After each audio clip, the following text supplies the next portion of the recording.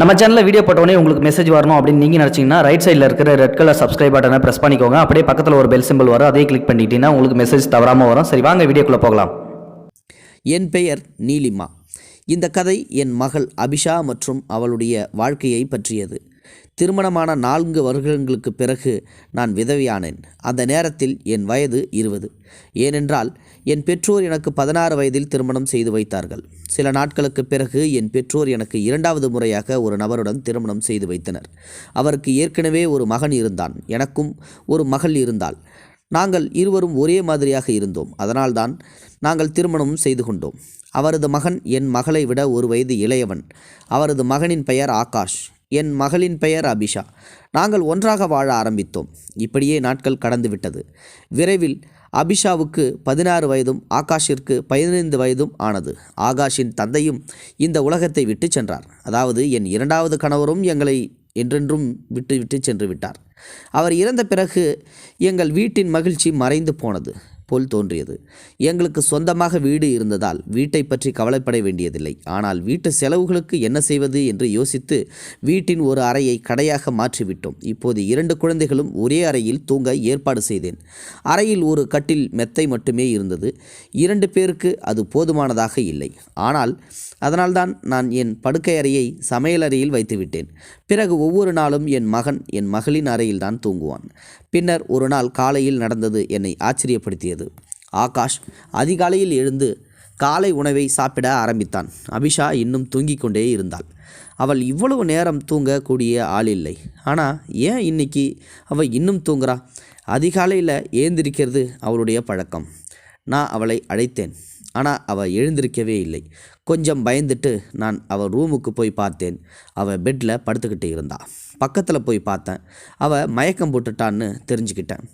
அவளுக்கு என்ன ஆச்சுன்னு எனக்கு ரொம்ப பயமாக இருந்துச்சு. நான் உடனடியாக ஆகாஷிடம் அருகில் உள்ள மருத்துவரை வீட்டிற்கு அழைத்து வர சொன்னேன். மருத்துவர் வீட்டிற்கு வந்ததும், உங்கள் மகள் மிகவும் பலவீனமாக இருப்பதால் அவள் மயக்கமடைந்து விட்டதாகவும் அவளை எந்த கனமான வேலையையும் செய்ய வைக்காதீர்கள் என்று நன்றாக ஓய்வெடுக்கச் சொல்லவும் சொன்னார். அவர் சொல்லிவிட்டு அங்கிருந்து கூறி போய்விட்டார். அபிஷாவுக்கு சுயநினைவு திரும்பியதும் நான் அவளிடம் சென்று உனக்கு என்ன ஆச்சு என்று கேட்டேன். அவள் எனக்கு தலை சுற்றல் ஏற்பட ஆரம்பித்து மயக்கம் வந்துவிட்டதாக சொன்னாள். என் மகளை ஓய்வெடுக்கச் சொல்லிவிட்டு நான் அவளுடைய காலை உணவை எடுக்க சமையல் அறைக்கு போனேன். நான் காலை உணவை எடுத்துக்கொண்டு வந்து பார்த்தபோது அவளுடைய ரூமில் இல்லை. பெட்ஷீட்டும் இல்லை. நான் வெளியே சென்று அவளை பார்த்தேன். அவள் உட்கார்ந்து பெட்ஷீட்டை துவைத்து கொண்டிருந்தாள். நீ ஏன் இந்த பெட்ஷீட்டை துவைக்கிற என்று கத்த ஆரம்பித்தேன். உன் உடல்நிலை சரியில்லை, டாக்டர் உன்னை ஓய்வெடுக்க சொன்னார். இங்கிருந்து எழுந்து உன் அறைக்கு சென்று காலை உணவை சாப்பிட்டு ஏதாவது குடி, அப்போது தான் நீ நன்றாக இருப்பாய் என்று சொன்னேன். அவள் இல்லை, படுக்கையை பாதுகாக்க எனக்கு நிச்சயமாக இந்த பெட்ஷீட் தேவை என்றாள். இந்த பெட்ஷீட்டை திடீரென்று துவைக்க வேண்டும் என்ற எண்ணம் ஏன் உனக்கு வந்தது? நீ துவைக்கும் அளவுக்கு இவ்வளவு அழுக்கு கூட இல்லையே, அதை விடு. இந்த பெட்ஷீட்டை நானே துவைக்கிறேன், இங்கிருந்து நீ எழுந்திரு என்றேன். அவள் என் பேச்சை கேட்கவே இல்லை. அந்த பெட்ஷீட்டையே துவைத்து கொண்டு முடித்து காய போட்டே போனாள். அதன் பிறகுதான் அவள் காலை உணவை சாப்பிட்டாள். பின்னர் ஏதோ பயத்தின் காரணமாக அவள் தூங்கிவிட்டாள். ஆகாஷ் வேலைக்கு சென்றிருந்தான். நான் அவனை 10ஆம் வகுப்பு வரை மட்டுமே படிக்க வைத்தேன். அவன் ஒரு துணிக்கடையில் வேலை செய்தான். அவன் மிகவும் கடினமான உழைப்பாளி. பெண்கள் பட்டம் பெற்றிருந்தால் நல்ல வேலை கிடைக்கும் என்பதால் நான் என் மகளை மட்டும் மேற்கொண்டு படிக்க வைத்தேன். மறுநாள் மீண்டும் அபிஷா மயக்கமடைந்தாள். இந்த முறை அவள் முகத்தை பார்த்தபோது அவளுடைய உடம்பில் ரத்தம் முழுவதும் உறிஞ்சப்பட்டது போல் அவள் முற்றிலும் வெளிரி போய் இருந்தாள். நான் அதிர்ச்சி அடைந்தேன். பிறகு நான் டாக்டரை அழைத்தேன். இப்போதும் அவர் முன்பு கூறியதைப் போலவே தான் சொன்னார். நீங்கள் அவளுக்கு சாப்பிட என்ன கொடுத்தீர்கள் என்று என்னிடம் கேட்டார். நான் அவளுக்கு பருப்பு மற்றும் காய்கறிகளை ஊட்டியதாக தான் சொன்னேன். நான் அவளை ஒரு நாள் முழுவதும் எந்த வேலையும் செய்ய வைக்கவில்லையே என்றேன். பிறகு மருத்துவர், அவள் எப்படி மீண்டும் இவ்வளவு பலவீனமாக ஆனாள்? இதை நீங்கள் தீவிரமாக எடுத்துக்கொள்ள வேண்டும். இல்லையெனில் உங்கள் மகளின் உயிருக்கே ஆபத்து ஏற்படலாம். ஏனெனில் திடீரென்று இப்படி மயக்கமடைந்துள்ளது. பல மணி நேரம் மயக்கத்தில் இருப்பது ஒரு சாதாரண விஷயம் அல்ல என்று கூறிய பிறகு அவள் வெளியே போனார். பிறகு அபிஷாவுக்கு சுயநினைவு திரும்பவும் வந்தது. நான் அவளிடம் மீண்டும் எந்த வேலையும் செய்யாதே, நன்றாக ஓய்விடு என்று சொல்லி அவளுக்கு சாப்பாடு எடுத்துட்டு திரும்ப வந்து பார்த்தபோது அவள் ரூமில் இல்லை. நான் மீண்டும் பதட்டமடைந்தேன். நான் வெளியில் சென்று பார்த்தபோது அவள் மீண்டும் அதே பெட்ஷீட்டை துவைத்து கொண்டே இருந்தாள். இந்த முறை நான் அவளை தூரத்திலிருந்து பார்த்து கொண்டிருந்தேன். ஏனென்றால் அவள் என்ன செய்தாலும் அது அசாதாரணமானதாக இல்லை. அவள் மயக்கத்திலிருந்து எழுந்து பெட்ஷீட்டை துவைக்க தொடங்குகிறாள். என்ன நடக்கிறது? அவள் ஏன் இதையெல்லாம் செய்கிறாள்? என் மகனும் ஒரே அறையில் தூங்க ஆரம்பித்ததிலிருந்து தான் அவள் இதை செய்து மயக்கமடைந்து வருகிறாள். ஆகாஷ் அவளுக்கு ஒரு வளர்ப்பு சகோதரன். ஆனால் இருவரும் சிறு வயதிலிருந்தே ஒன்றாக வளர்ந்தார்கள். பிறகு என்ன நடந்தது? என் மகளின் உடல்நிலை ஏன் நாளுக்கு நாள் மோசமடைந்தே வருகிறது என்று யோசித்து கொண்டே இருந்தேன். ஒரு பெண் குழந்தையை பெற்று வளர்ப்பது என்பது ஒரு சாதாரணமான விஷயமல்ல. மறுநாளும் அவள் பெட்ஷீட்டை துவைத்து காயப்போட்டாள். அவள் சுற்றி பார்த்து கொண்டே இருந்தாள். நான் அவளை பார்க்காதது போல சமையலறையில் ஜன்னலிலிருந்து பார்த்து கொண்டே இருந்தேன். ஆனால் அவள் எதுவும் நடக்காதது போல மீண்டும் வந்து படுக்கை அறையில் படுத்தாள். நான் அவளுக்கு காலை உணவு சாப்பிட வைத்து மருந்து கொடுத்தேன். எனக்கு அங்கு எந்த தடயமும் தென்படவில்லை. எங்கள் கடைக்கு பெரிய வாடிக்கையாளர்கள் யாரும் வருவதில்லை. சாக்லேட் மற்றும் பொரி வாங்க குழந்தைகள் மட்டுமே வருவார்கள். அதனால் வருமானம் மிகவும் குறைவாகவே இருந்தது. ஆனால் என் குழந்தைங்கிட்ட இதை பற்றி நான் சொன்னதே இல்லை. ஆகாஷிடம் நான் எதுவும் சொல்லலை. ஏன்னா அவன் ஏற்கனவே வேலை செஞ்சுட்டு இருந்தான். இப்போது நான் இதை சொல்லியிருந்தா அவன் இன்னும் கவலைப்பட்டு இருப்பான். டாக்டர் வேற மகளுக்கு நல்ல ஊட்டச்சத்து சாப்பாடை சாப்பிட சொல்லி இருந்தார். ஆனால் வீட்டில் பருப்பு சாதத்துக்கு கூட போதுமான அளவு பணம் இல்லை. வீட்டை நடத்துறதே மிகவும் கடினமாக இருந்தது. நான் ரொம்ப கவலையாக இருந்தேன். ஆனால் ஒரு நாள் மிகவும் விசித்திரமான ஒன்று நடந்தது. என் மகன் ஆகாஷ் மற்றும் அபிஷா ஏதோ ஒன்றை பற்றி பேசுவதை கேட்டேன். அது எனக்கு புரியவில்லை. என் மகன் என் மகளிடம் சொன்னான், நீ ஏற்கனவே உன் உடல்நிலையை கெடுத்து விட்டாய். நீ இவ்வளவு பிரச்சனைகளை சந்திக்கிறாய் என்றால் இதையெல்லாம் நம்மால் செய்ய முடியாது. என் மகள் சொன்னாள், இல்லை, நான் இதை சமாளித்துக் கொள்கிறேன். இது போன்ற வாய்ப்புகள் நமக்கு மீண்டும் கிடைக்காது. இதெல்லாம் நடக்கும் என்று எனக்கு எப்படி தெரியும்? என் மகன், இப்போது உனக்கு தெரியுமல்லவா, இனி நான் உன் உயிரை பணயம் வைக்க முடியாது என்று சொன்னான். பிறகு என் மகள், இல்லை, இன்னும் 2-4 வாரங்கள் தான் ஆகும். அதற்கு பிறகு நமக்கு இந்த வாய்ப்பு கிடைக்காது என்று சொன்னாள். இந்த இருவரும் என்ன பேசிக்கொள்கிறார்கள் என்பதை என்னால் புரிந்து கொள்ளவே முடியவில்லை. பின்னர் ஒரு நாள் நெஞ்சை பதற வைக்கும் காட்சியை நான் பார்த்தேன். அதிகாலையில் என் மகள் பெட்ஷீட்டை மீண்டும் துவைத்து கொண்டிருந்தாள். பின்னர் ஒரு பக்கமாக நின்று வாந்தி எடுக்க ஆரம்பித்தாள். திடீரென்று என் இதயம் கலங்கியது. நான் அவளிடம் சென்று, நீ என்ன இப்படி செய்கிறாய்? ஏன் பெட்ஷீட்டை மீண்டும் மீண்டும் துவைக்கிறாய்? நீ என்ன என்னிடமிருந்து மறைக்கிறாய்? நீ எனக்கும் உனக்கும் தீங்கு விளைவிக்கும் ஏதாவது செய்துவிட்டாய் என்று எனக்கு தெரிந்தால், என் மரியாதையே போய்விட்டால் நான் உன்னை ஒருபோதும் மன்னிக்கவே மாட்டேன் என்று சொன்னேன். என் மகள் அதிர்ச்சி அடைந்தாள். அவள், அம்மா, நீ என்ன மாதிரியான விஷயங்களை சொல்கிறாய்? நான் ஏன் இப்படி செய்யணும்? அந்த பெட்ஷீட்டை நனைஞ்சு போச்சு, அதனால தான் அதை எடுத்துட்டு துவைச்சேன். உனக்கு தெரியுமா, நான் பல நாட்களாக மருந்துகளை உட்கொள்வதால் என் வயிறும் புண்ணாகி எரிச்சல் அடைகிறது. நான் வாந்தி எடுத்தால் அது வேறு எதையும் குறிக்காது. என் மகள் என்னிடம் இப்படி பேசிக்கொண்டே இருந்தாள். எனக்கு கோபம் வந்து நான் அவள் முகத்தில் அறைந்தேன். அவள் தரையில் விழுந்தாள். திடீரென்று ஆகாஷ் அங்கே வந்தான். அவன், அம்மா, என்ன பண்ணுறீங்க? ஏன் அவன் மேலே கையை ஓங்குனீங்க என்று கேட்டான். நான் அவனிடம், ஆமாம், ரொம்ப நாளைக்கு முன்னாடியே இதை செஞ்சுருக்கணும் என்று கூறி அங்கிருந்து கிளம்பினேன். இப்போது என் மனசில் என்ன நடந்துக்கிட்டு இருக்குன்னு எனக்கு தெரியல. நான் சொல்லக்கூடாததான் சொல்லி கொண்டிருந்தேன். திடீரென்று இரவில் எனக்கு முழிப்பு வந்தது. என் குழந்தைகளின் அறையின் விளக்கு எரிவதை கண்டேன். இந்த நேரத்தில் அவர்கள் என்ன செய்து கொண்டிருக்கிறார்கள்? இந்த நேரத்தில் அவர்கள் தூங்கி கொண்டிருக்க வேண்டும். இன்று சீக்கிரம் தூங்குவோம் என்று அவர்கள் என்னிடம் சொன்னார்கள். நான் அறைக்கு அருகில் சென்று பார்த்தபோது அவர்கள் விழித்திருந்தது மட்டுமல்லாமல் பேசிக்கொண்டிருந்தார்கள். அவர்கள் ஏதோ ஒன்றை பற்றி மிகவும் மகிழ்ச்சியாக இருந்தார்கள். பேசிக்கொண்டே, ஆகாஷ், நீ மிகவும் அதிர்ஷ்டசாலி என்று சொல்லி கொண்டிருந்தான். அபிஷா, நான் அதிர்ஷ்டசாலி தான். ஆனால் நாளை மீண்டும் என் உடல்நிலை மோசமடையும் போது என் அம்மா என்னை பார்த்ததும் மிகவும் வருத்தப்படுவாள் என்று சொல்ல ஆரம்பித்தாள். அதற்கு ஆகாஷ், எவ்வளவு நாளைக்கு தான் இப்படி பொய் சொல்ல முடியும்? இன்னும் கொஞ்ச நாள் காத்திருப்போம், அப்புறம் எல்லாம் சரியாயிடும் என்றான். அவர்கள் சொன்ன வார்த்தைகளை கேட்டு நான் அதிர்ச்சி அடைந்து போனேன். இன்று என்னை கட்டுப்படுத்தவே முடியவில்லை. நான் என் அறையின் கதவை திறக்க முயன்றேன். அதிர்ச்சி அடைந்தேன். ஏன் அவர்கள் கதவை உள்ளே இழுத்து பூட்டினார்கள்? கதவை உள்ளே இருந்து பூட்டியதற்கான காரணம் என்ன? நான் கதவை திரும்ப திரும்ப தட்ட ஆரம்பித்தேன். ஆனால் இப்படி தட்டினாலும் அவர்கள் கதவை திறக்கவில்லை. சிறிது நேரத்திற்கு பிறகு கதவை திறந்தார்கள். நான் அறையில் பார்த்தபோது அவர்களை தவிர வேறு யாருமே இல்லை. இருவரும் தூக்கத்திலிருந்து எழுந்தது போல முகபாவனையுடன் அமர்ந்திருந்தனர். ஏன் இவ்வளவு தாமதமாக கதவை திறக்கிறீங்கன்னு நான் கேட்டேன். அதுக்கு அவங்க, நாங்கள் தூங்கிக்கிட்டு இருந்தோன்னு சொன்னாங்க. பொய் சொல்லாதீங்க, நீங்கள் முழிச்சுக்கிட்டு இருந்து பேசிக்கிட்டு இருந்ததெல்லாம் நான் சொன்னேன். நாங்கள் ஏன் இந்த நேரத்தில் முழிச்சிக்கிட்டு இருக்கோம்னு சொன்னாங்க. அவங்க 2 பேரோட செயல்களும் எனக்கு புரியலை. எனக்கு பேச வார்த்தைகளும் இல்லை. அவர்கள் சொன்ன வார்த்தைகளை என்னால் புரிந்து கொள்ள முடியவில்லை. ஏனென்றால் அவர்கள் இருவரும் இப்போதுதான் தூக்கத்திலிருந்து எழுந்தது போல அப்படியே அமர்ந்திருந்தார்கள். அதற்கு பிறகு நான் அவர்களிடம் எதுவும் சொல்லாமல் அங்கிருந்தே சென்று விட்டேன். ஆனால் நிச்சயமாக ஏதோ ஒரு தவறு நடக்கிறது என்று நினைத்தேன். ஒரு நாள் என் மகளின் கைகளில் காயங்கள் இருந்தன. இதை பார்த்து நான் அவளிடம் கேட்டேன். அவள் ஒரு சின்ன காயம் இருப்பதாக சொன்னாள். ஆனால் காயங்கள் கையில் இல்லை, விரலில் உள்ளன. என் மனதுக்குள் ஏதோ இருக்கிறது.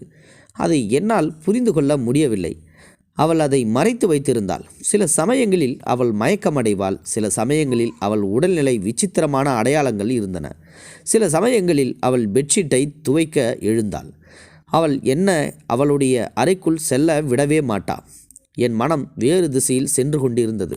நான் அப்படி நினைக்க விரும்பவில்லை. நான் ஏன் பஞ்சையும் நெருப்பையும் ஒன்றாக வைத்திருந்தேன்? நான் இதை செய்திருக்கக்கூடாது. அது என்னுடைய தவறுதான். இப்போது என்ன செய்ய வேண்டும் என்று யோசித்தேன். ஒரு சிறுவனும் ஒரு பெண்ணும் ஒரே அறையில் ஒன்றாக தூங்க விடக்கூடாது.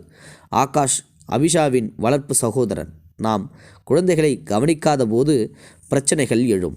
நல்லது கெட்டது எது என்பதை நாம் கவனித்து கொள்ள வேண்டும். குழந்தைகள் அப்பாவிகள். தங்கள் அப்பாவித்தனத்தில் பல தவறுகளை செய்கிறார்கள். என் மனதில் பல எண்ணங்கள் வந்து கொண்டிருந்ததால் இந்த எண்ணங்கள் அனைத்தும் உண்மையாக மாறினால் தவறு என்னுடையதாகிவிடும். நான் என் மகனையும் மகளையும் கண்காணித்து கொண்டே வந்தேன். ஒரு நாள் என் மகன் என் மகளுக்கு ஏதோ கொடுத்து கொண்டிருந்தான். நான் அவர்கள் பேசுவதை இரகசியமாக கேட்ட ஆரம்பித்தேன். இது உன் மருந்து என்று அவன் சொன்னான். இந்த பிரச்சனைக்கு இந்த மருந்தை நீ சாப்பிட்டால் எல்லாம் சரியாகிவிடும். அவன் அந்த மாத்திரைகளை என் மகளுக்கு இரகசியமாக கொடுத்தான். எனக்கு கவலையாக இருந்தது.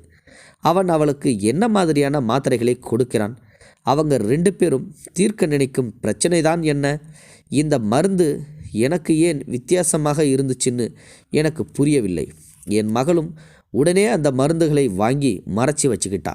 என் மகள் இரவு தூங்குறதுக்கு முன்னாடி இதை எடுத்துட்டு போ, அப்புறம் மறுநாள் உனக்கு மயக்கம் வரவே வராதுன்னு சொன்னான். 2-3 நாட்களுக்கு என் மகள் உண்மையில் மயக்கமே அடையவில்லை. ஆனால் அதற்கு பிறகு ஒருவேளை அவளுடைய மாத்திரைகள் தீர்ந்து போயிருக்கலாம். ஒரு நாள் கழித்து அவள் மீண்டும் மயக்கமடைந்தாள். என் மகனும் வீட்டில் இல்லை. அதனால் நான் சூழ்நிலையை பயன்படுத்தி கொள்ள நினைத்தேன்.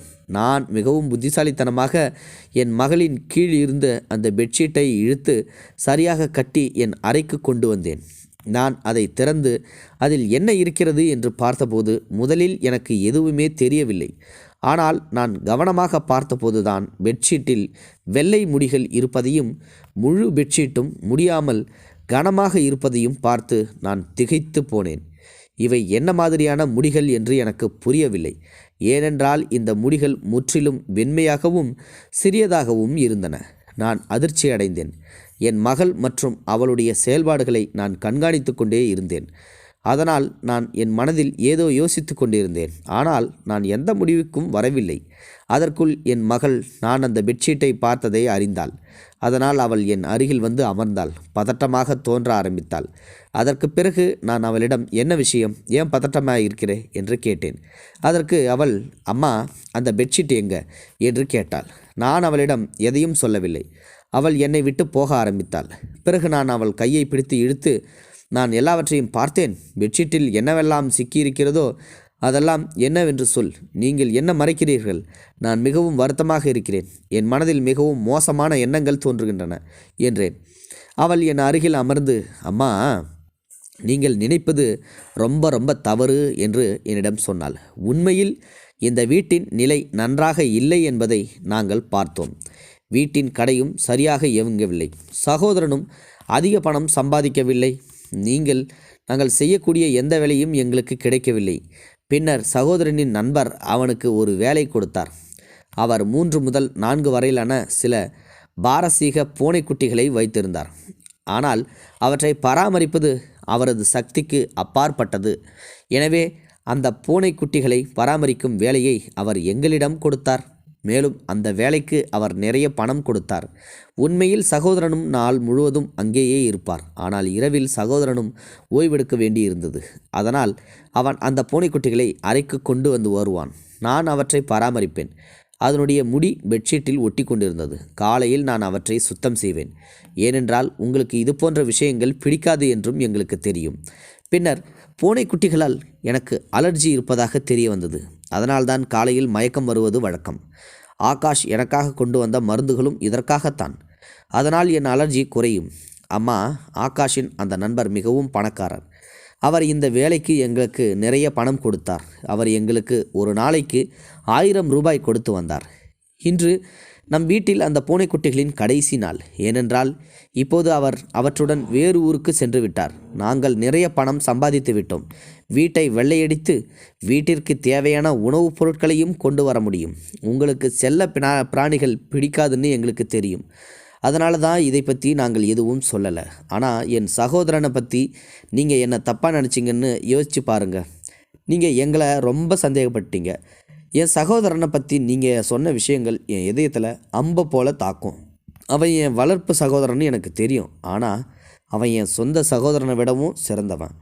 அவன் எப்போதும் நம்ம குடும்பத்தை பற்றி மட்டுமே யோசித்து வருகிறான். அவனுக்கு நம்ம விடவும் மிகவும் பணக்காரர்களான சொந்த உறவினர்கள் உள்ளார்கள். அவன் அவர்களுடன் சென்று வாழலாம். ஆனால் அவன் இன்னும் நம்மக்கிட்ட தான் இருக்கிறான். ஏனென்றால் அவன் ஒருபோதும் நம்ம தனியாக விட்டுவிட விரும்புவதில்லை. அவன் எப்போதும் என்னை அவனுடைய சகோதரியாகவே தான் கருதுகிறான். அவன் என்னிடம் எந்த தவறும் செய்யவில்லை. அவன் நமக்காக நிறைய செய்கின்றான். அவன் நாள் முழுவதும் வேலை செய்வான். அதனால் நான் இரவு அவனுக்கு உதவி செய்வேன்.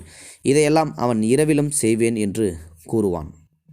அவன் நாள் முழுவதும் கடினமாக உழைத்து கொண்டிருந்ததால் தான் நான் அவனை இரவில் ஓய்வெடுக்கச் சொன்னேன்.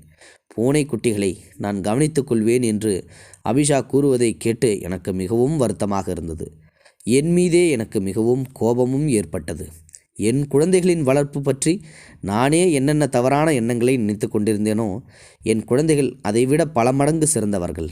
அதை நான் யோசித்திருக்கக்கூடாது. இதை நாங்கள் ஆகாஷிடம் சொல்லவில்லை. அபிஷாவும் எனக்கு முழு விஷயமும் தெரியும் என்று அவனிடம் எதையும் சொல்லவில்லை. இப்போது எங்கள் வீட்டின் நிலைமையும் சரி செய்யப்பட்டது. மெதுவாக நாங்கள் உழைக்க ஆரம்பித்தோம். என் மகளும் வீட்டின் அருகில் உள்ள குழந்தைகளுக்கு டியூஷன் சொல்லிக் கொடுக்க ஆரம்பித்தாள். எங்கள் நிலைமை முன்பை விட சிறப்பாக மாறத் தொடங்கியது. படிப்படியாக அது மிகவும் சிறப்பாகி எங்கள் வீட்டில் உள்ள எந்த பற்றாக்குறையும் இல்லை.